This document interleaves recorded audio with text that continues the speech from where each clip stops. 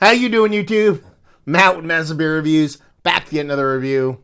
A little bit of Florida-born fruity Gose time. In the form of Civil Society Brewing, it is their sword play. It's a Gose with key lime and passion fruit. There you go. Beer and beer. First things first. Thank you very much, Ralph King. Ralph sent this off to me. Sent me a nice little heady box full of hops and malts and stuff. But threw this little Gose in there for good measure. So thank you very much, brother. As far as what else it says on here, that's pretty much it. Swordplay, Gose with key lime and passion fruit, and it's 4%. Done and done. Label-wise, a little bit of kind of looks like was that Fruit Ninja? That iPhone game from like 9 years ago that feels like 9 billion years old. So that's all right. Label's cool, but let's see what's what. So you're talking about a Florida-born Gose. Berliner Weisses are usually Florida's jam. A lot of breweries do these kind of fruited Berliners out of Florida, but down a little bit of Gose action here. See what's what. Let that kind of settle in.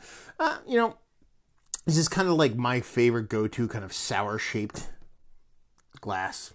When you pour it like I do, which is not tilting it and giving you guys an idea of how the actual head would go if you just kind of pour it like it is. Never usually works out that well for video purposes. But anyway, can't help but break the cycle, man. Don't want to tilt the glass. I don't know. I'm weird. Anyway, 3 fingers. Pretty creamy head on top of that big rocky kind of body in the middle, though. And neurotic bubbles, most of it's kind of pretty tight and compact stuff with a subtle golden haziness that you kind of attribute to a lot of those kind of lower ABV kind of kettle soury kind of beers. So, see if we can get a nose on her. Okay.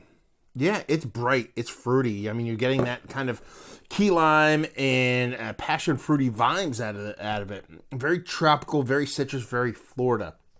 But you are getting a little bit of kind of minerality to it, a little bit of salinity to it. So it kind of smells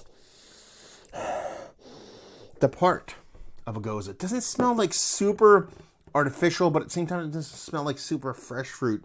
More like a canned, the old school kind of canned fruit where you have that kind of corn syrup thing. It doesn't have that corn syrup sweetness to it, but it kind of has that kind of, not fermented fruit, but kind of aged kind of fruit. Yeah, it smells good. It smells nice. It smells bright. It smells like summer, which I wish it was right now because we just got like 20 inches of snow the other day. So let's dive in. Cheers.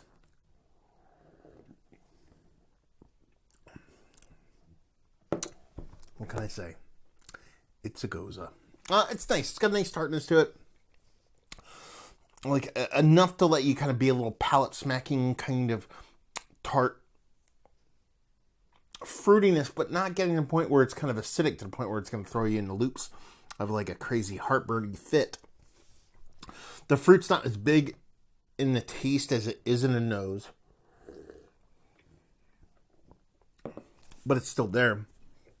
I get a little bit of bittering, whether it be from a hop or some kind of variety fruit addition they put in there. But not enough to where it's like overly noticeable. There's like a bit of a nutty malt to it too. It's pretty nice, so that kind of comes through. It's nice. It's a well-made Gose.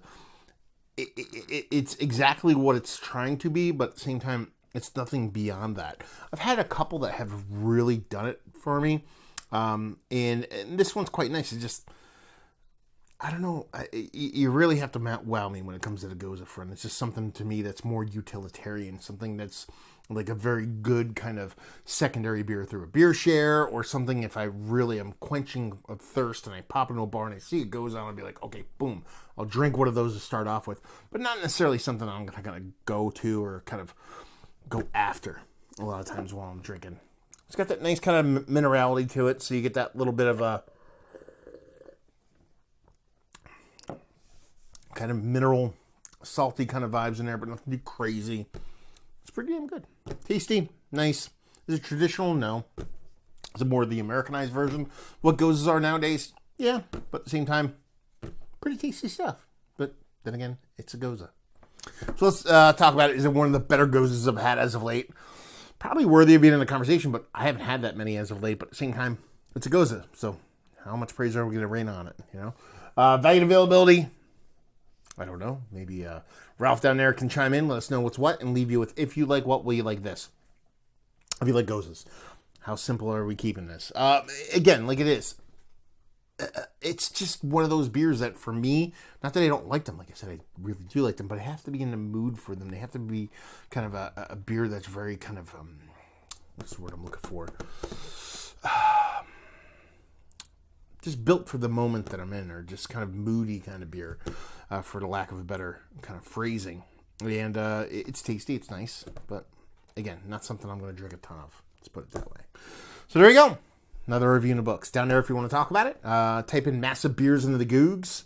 If you want to check me out in the social medias, Beer Massive into the Googs. If you want to check me out doing the whole podcasting thing, or you type Beer Massive into the podcasting app, your favorite one. You'll find us there. And doing a whole bunch of other stuff besides the beer review stuff. Actually, I don't do the beer review stuff in the podcast at all. It's all kind of long form kind of interviews and roundtables and stuff. So go check that out. And hopefully you guys enjoyed the review. Hopefully enjoying a nice Gose right now. And we'll see you next time.